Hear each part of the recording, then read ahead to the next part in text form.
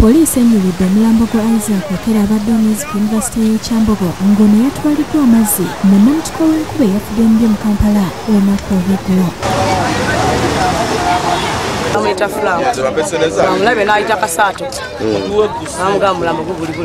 Kigambibwa nti omuyizi ono enkuba bwe yabadde etonnya banene bamugaana okusala ekkubo nawalaza empaka ekintu ekyamuviiriddeko okulinnya mu kinnya bw'atyo n'agwa mu mazzi agamututte.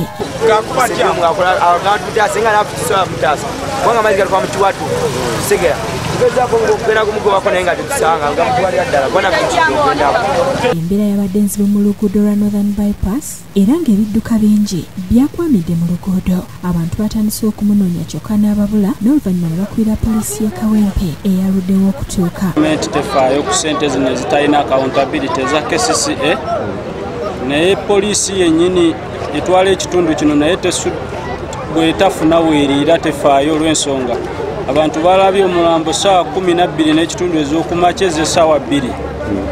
Oluvannyuma poliisi y'abazimyamoto yatuuse wakati mu kalipagano k'ebidduka akaabaddewo kyokka n'eremererwa okuzuula omulambo olw'amazzi agaabadde amangi.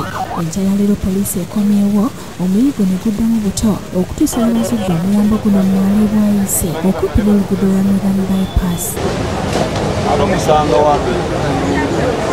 So what I talk to is late now as I talk.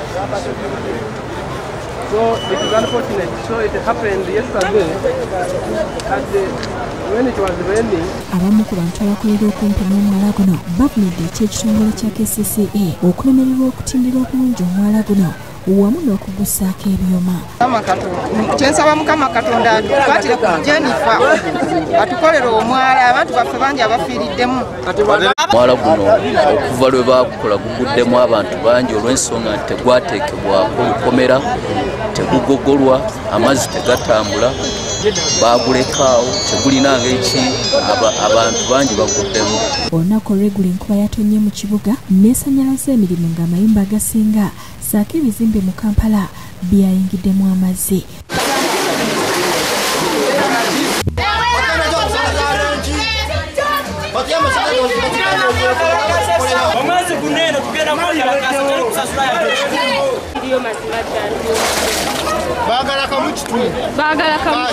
Wabula omwogezi wa KCCA Peter Kawejo embeera y'amazzi yajogeddeko bw'ati. Ekizudde nti challenge weeva abantu abamu basuula ebintu bingi nnyo mu myala basuulamu kasasiro yenna bicupa z'amazzi kutiya ekireese obuzibu era ekijja okweyongera okuleeta obuzibu singa abantu baffe tebakomya muze guno. Katongole Godfrey ne Patrick Kaswe bakusakidde eggulire lino ku Rockede TV 1.